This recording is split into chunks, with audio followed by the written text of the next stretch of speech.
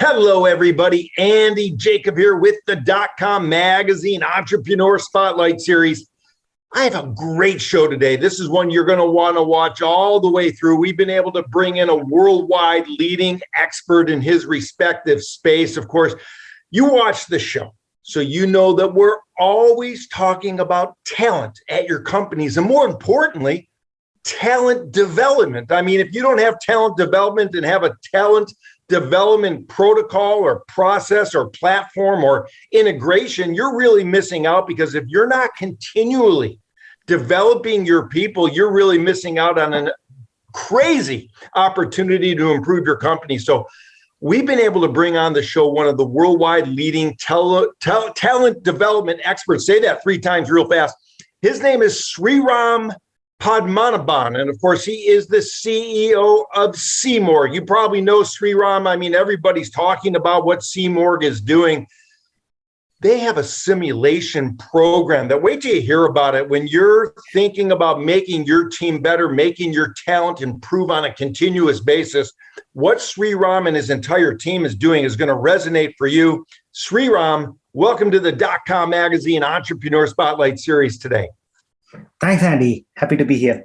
I mean, what you're doing, when we saw the company and saw the platform and saw what you're doing, we were just blown away. I mean, you're really using simulations to make talent development very exciting and insightful for the participants.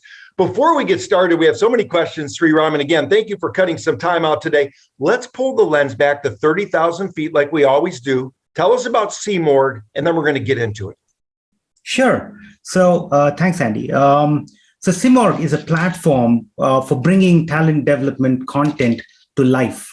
So we believe that talent development content is dead or comatose in many ways, and we're here to fix it, right?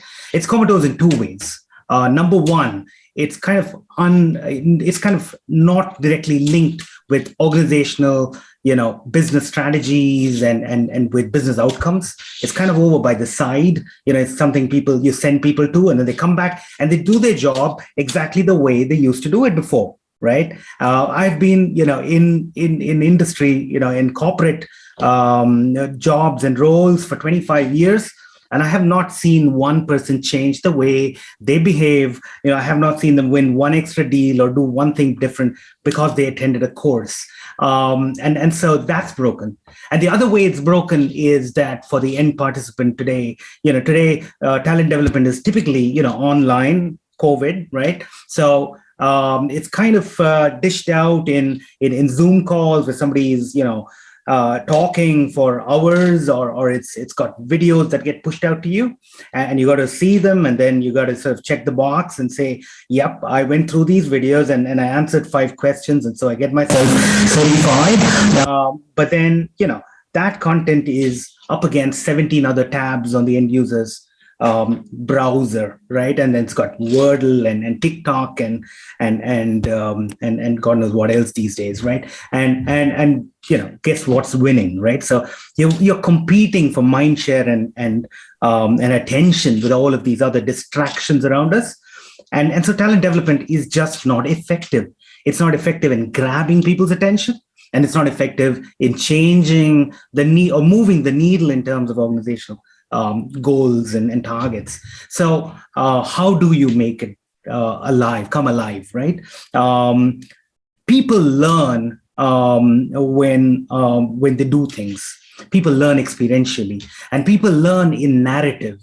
That's why in the old days people did told each other folk tales, right, with little morals at the end. Yeah, that's it's sort of built into the way we think and the way we do things, that we learn situational judgment by doing stuff and then observing what happens, or seeing what happens when something happens, right? So we do a combination of the two. Instead of teaching your customer service representatives how to manage an angry customer, you can do one of few things, right? You can do a video where you talk to them about 5 principles of customer management. Yeah, yawn yawn. Or you can show them a video, where you show two people talking, and then you say, this was an example of good customer management, and this wasn't. A little better, in fact, much better, right? But what's best is if we tell you, you, sir, are the customer representative manager in your own company, and you guys have gone and sold a product, and here's a customer it's come to you, and they're complaining, and then you see a video of the person complaining. He looks you in the eye, and he says, this is the experience I've had, and it's terrible. And then it's over to you, and then you have got to react, and you've got to take a decision. And when you take a decision, the system understands what you're doing, and then stuff happens that you expect to happen. Either the customer likes what you do and they give you more business, or they walk away, and then the machine decides what the next scenario is to put in front of you. And you go through a full journey. It's like a fairy tale where you are the prince or the princess, and you decide at the end whether the dragon gets slain or it slays you, and you're in control of that. But it's a story. You're the protagonist. That's how it plays out. Sriram, that's remarkable. I mean, when we really think about it, when we look at what you're doing with the company, of course, your team is second to none at Cymorg. I think of it sort of as an immersive experience, and you're immersing the talent into the development, and you make it exciting and insightful them. Is that sort of the big idea, to immerse them into an experience? That's 100%, Andy.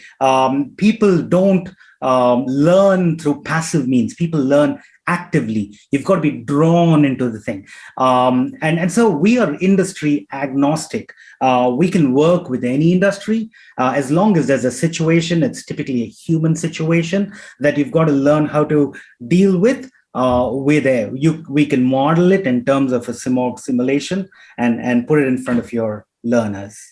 Yeah, I love it so much. So let's talk about it, because there's so many organizations, of course, that most likely after they hear this and they see what you're able to do, they want to convert their entire organization over into this sort of immersive experience to make their talent better. So when somebody reaches out to you, Sriram, from one of the companies, how long does it take to sort of take their current development and turn it into a contextual simulation that you are able to provide for their clients?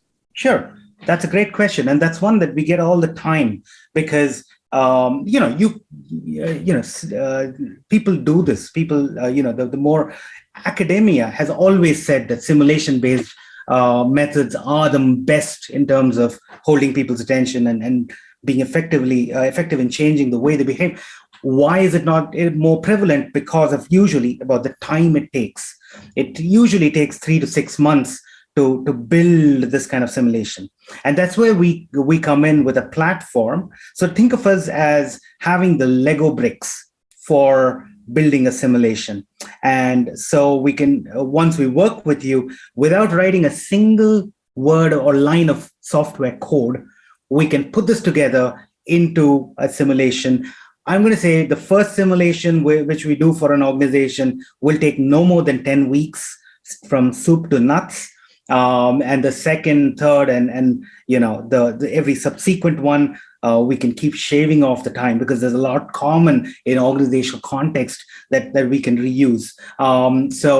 We quickly go into mode where we're turning them over in about 4 weeks to 6 weeks at a time. Wow. And it's a brilliant way in which you've developed the platform with these, for lack of a better term, these Lego blocks that you can add on. And it makes it such a fast, simple, and easy way for you to make these simulations happen for your clients quickly. Let's talk about it a little bit, because I would imagine these simulations, these immersive experiences, Sriram, they're available anytime, anywhere for the clients, learners, I'll call them, or for their employees.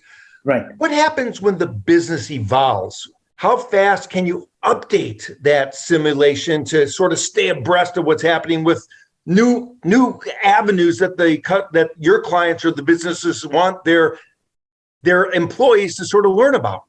Absolutely, right. And there's the other big stumbling block that a lot of online education, users of online education face, which is that if you spend a lot of time in putting together one of these very, very topical, very contextual simulations, but then, once it's there, 6 months later, something happens, a business process changes, the strategy changes, you acquire a new product, you need your sales guys to be able to sell that new product in a different way, have a different kind of conversation with different client people. And suddenly this big, huge, brilliant thing that you built all of last year is obsolete, right? Not the way it goes with us.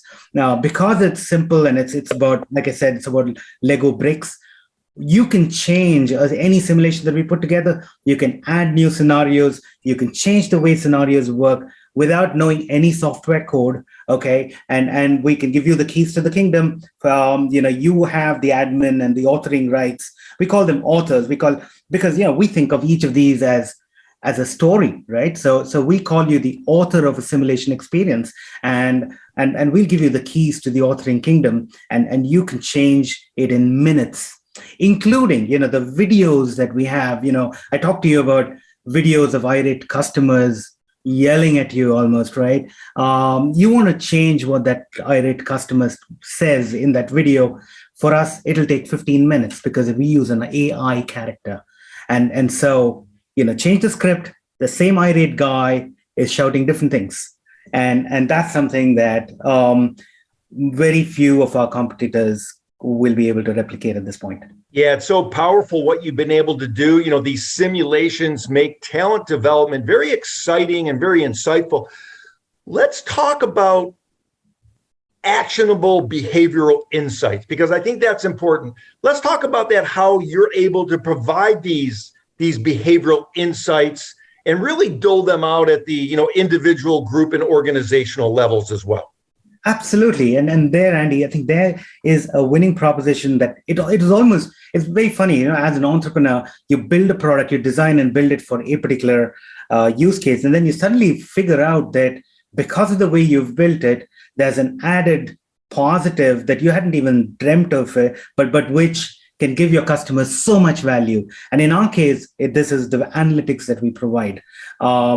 Usually, when you put a group of people through a piece of talent development content, the only thing you're used to taking back from that experience is how many people attended and how many people completed the course, how many hours they spent on the exercise, and you're done, right? With us, it's different. We tell you, this group of people went through 10 scenarios. These are the 3 scenarios that this subgroup found difficult. These are the 7 scenarios these other guys did well in. These are words they used when describing scenarios and crisis and opportunities. And because of that, this is what we know about the culture of your organization in terms of how open to change you are, in terms of how collaborative you are, in terms of how competitive you are. These are not our words. These are words your employees use. So that's rich cultural insights that we give. The other thing is we give insights into, if we put 3 different crisis in front of the participant. One of them's an employee crisis. One of them's about a team, the person in the team, and a third is something else. Your boss wants a report. Okay, which of them are you going to prioritize, right? And that's rich information about the culture of the organization as well. So competencies, culture, priorities, preferences. These are actually some of the words that we use, and we give not just a report. There's always a report at the end of every simulation experience for the participant in terms of how well they did and what they need to do to get better at it and hit their goals and so on. But then we also give data and insights to the organization in terms of their learners and how they need to improve their training material. Yeah, it's powerful, Sriram. I mean, it's really a brilliant platform you've put together. I'm thinking about it as you're speaking, obviously, and you mentioned the call center, example where somebody's, maybe unhappy on the other side of the line. But let's say I have a call center. Let's say I have a data center, and let's say I have, 100, 1,000, 10,000 people in my center, and everybody goes on Cymorg, and they take this immersive experience, and you get back to the, C-level executives, and you say, hey, we have found that there's one sort of objection that's happening that your people aren't handling as well as possibly they could. And I would imagine just by fixing that little objection response and that one little piece of data that you're able to give the company, they're increasing their ROI dramatically by using your system, right? That's exactly right. And that's we are an education technology organization with a difference. And the difference is that, business outcomes is what we're interested in. We want to move that needle. It's not about how pretty we are or, how many minutes of screen time we get. It's about what we're doing for you, Mr. CEO. Yeah. Yeah, I love it so much. It really sort of reverse engineers the whole process because you're really looking at it from a macro standpoint. You're saying to your clients, hey, what business outcomes are we looking for? We want to increase our ROI. We want to decrease our spend on, employees. So we want to hire better employees. Maybe we need to spend some more money on training to get the lower 20% of our employees to become the better at what they do. So you start really macro in terms of improving business outcomes. And then you take those Lego pieces and you insert them into a way, of course, using the latest technology and science and research, machine learning and chatbot technology and gamification and your AI and everything else. And you put together this program that really is undeniable. Let's talk about it a little bit, because I know one thing, Sriram, that you're very passionate about is your team. I mean, you've got some people on this team that are absolutely world-class. Let's give you a chance to talk a little bit, Sriram, about your team and what you're doing at Cymorg. Sure. Thanks for that opportunity. We're a very lean and small team and of superstars, I've got to say.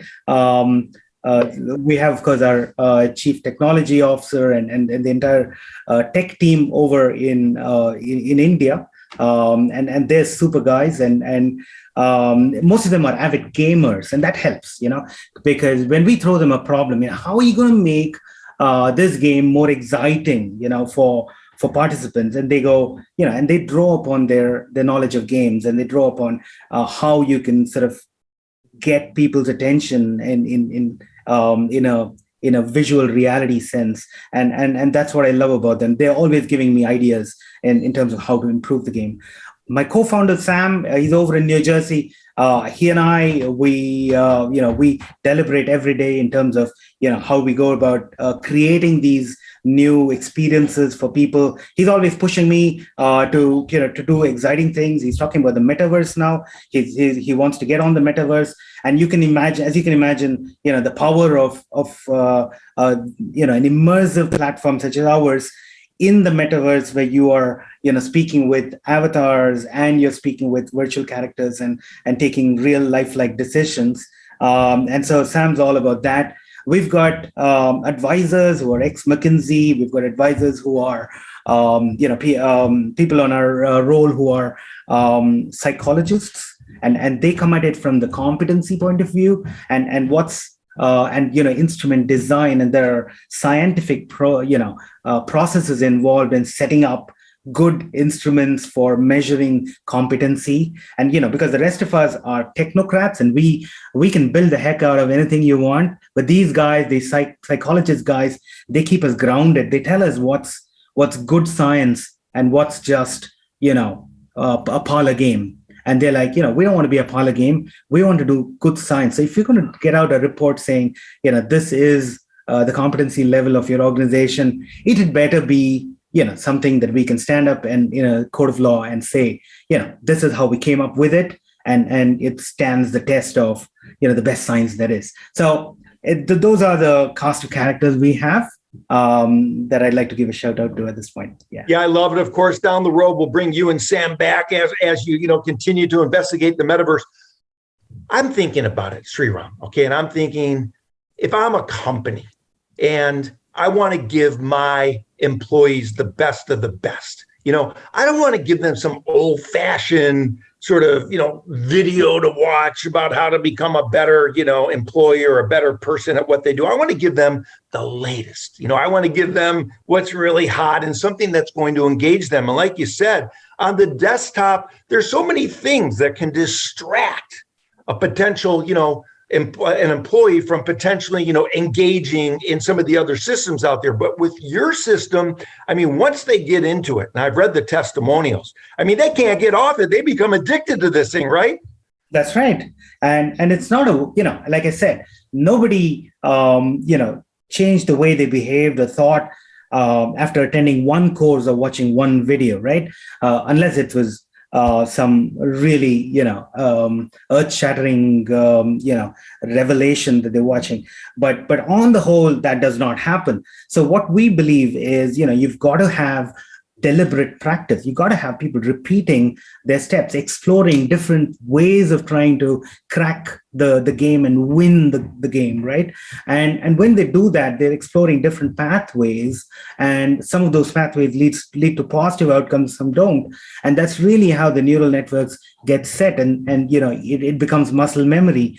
And so when they're actually working in their day job and a very similar scenario takes place, they will take the right decision. And so it's so important for us to keep things changeable. We have a dynamic game. It's probabilistic, so you may never be able to play the same game twice. You can set up a game in such a way that people typically play it 5 or 6 times. We tell them to play it once. The client says, you got to finish this game by Friday 3:00, and the reports will be ready by 5:00. We find through the weekend after, we've got people playing because they love it so much. They keep coming back for more, and that's what we love about it. And we measure all that, and we go back to the client and said, look, 100 people got invited to play the game by 3:00. 100 people played it by 3:00. I got another 200 games after that. When people have played it, they've not been asked to play it. They did it on their own. And they're like, are you kidding me? Because they're not used to people going into talent management when they didn't have to. But here we're saying, you leave it to them, and they're going to play all day, every day. Yeah, they love it, of course. They love it, Sriram. And we've only cut out 30 minutes. This is so fascinating. I'm going to bring you back on the show, but you have these things. And before we get into entrepreneurship, which is very important, right. You have a great entrepreneurial journey. You have these things that are very interesting at the company. You call them scenarios, and various scenarios. For example, they can use your system to train HR executives. They can use your system for complex client management situations and teaching people to have better judgment and general management training for specialist leaders, et cetera. Right now, when we look at your system, what are some of the areas or scenarios that are the most prolific? So the areas typically are things that involve conflict, things that involve interpersonal conflict, right? So that could be client versus employee. It could be team lead versus team member. It could be investor versus senior management. It could be any of those, right? Or it could be collaboration between 2 silos that should work together and don't. The reason we stay away from saying we earlier we used to say we'll train salespeople to become better. We transform salespeople. That used to be our tagline. And then we found that, we got called by organizations. There was one organization, it's a semiconductor organization out of California. They used us to train a bunch of PhDs who are engineering PhDs. And what were we training them on? We were training them on the ability to handle ambiguous situations and the ability to show emotional intelligence. Now, these are PhDs. They know so much more than any of us in terms of their day jobs. But we were training them on the stuff that they need to graduate from there into corporate management, because they need to be able to figure out how to deal with ambiguity. They're engineers. You give them a problem, they solve it. no problem. But then tell them, I don't know what the inputs are, I don't know what the outputs are, you got to take a decision. They're like, okay, I don't know what to do. We train them on how you can do that, because those are real life scenarios. So that's just one example, but typically it's about, client facing or customer facing, because, whether you're in technology or you're in consulting or you're a sales guy, the rubber really hits the road when your organization meets customer personnel and have to sort of, sell your product or deliver or execute to contract. And those are where the most tricky and complex situations arise. So interesting. Yeah. So as part of me, Sriram, it's so interesting. Of course, you started off sort of in the sales venue and then you moved over, and it's just so important. I mean, your system can be used to groom manager for higher roles, or even accelerate onboarding, which is a very important part of a business. Let's get into entrepreneurship. And again, we're going to bring you back. This has been such a fascinating discussion. For the younger entrepreneurs watching the show, Sriram, that are maybe having a tough time in their business, maybe they're hitting a pothole or hitting a wall that they can't get through. Sometimes they freeze in the frame, because they don't know what to do. What type of advice can you give based on your immense background and experience as an entrepreneur to the younger ones watching the show about how to get through these tough times and come out the other side, having think to themselves that they were very happy that they went through the tough time and came out ahead? Right. No, I mean, that's absolutely. I mean, entrepreneurship is, it's one heck of a roller coaster ride. And I would just say, hang in there. I would say, it's, I remember reading about this old guy, he had a Latin, saying that this was his tagline that he took as a motto. And it said, when in good times, worry. And when times are bad, have hope. Okay. And I don't remember the Latin of it, but that sort of struck me as a great mantra for an entrepreneur. There will be bad times, but then the only thing that keeps you afloat is hope. And when things are going your way and everything's going swimmingly and you're getting a lot of business, then you got to be worrying, because you don't know, things are never going to be this way forever. I think that's the one secret, right? I think it was Andy Grove who said, only the paranoid survive. But I think that's not the only thing that entrepreneurs should listen to, because if you were paranoid, you would probably never get into entrepreneurship. It's hope that keeps you alive. So dig deep and sort of hold on to that hope, and that'll keep you through that dark days. And that little, when I think back about the 5 years before we went live with this thing, I think there were times when it was sheer mad hope that kept us together as a unit. And I think I'd say, that's precious. Hold on to it. You're onto a good thing, it, hold on to it. I love it. I mean, sheer mad hope. I can see that being the title of your book that you're going to write, Sriram. I mean, I love that so much. Well, listen, what you and Sam are doing and the entire team are just remarkable. Of course, you're really changing behavior for the powerful and for the positive, and your simulations really make talent development so insightful for the C-level executive team, and so exciting for the participants. We can't wait to see what happens next, and we're going to bring you back on the show. This has been such a delight to have you, Sriram, and thank you so much for coming on the .com Magazine Entrepreneur Spotlight Series today. A pleasure and a privilege, Andy. Thank you.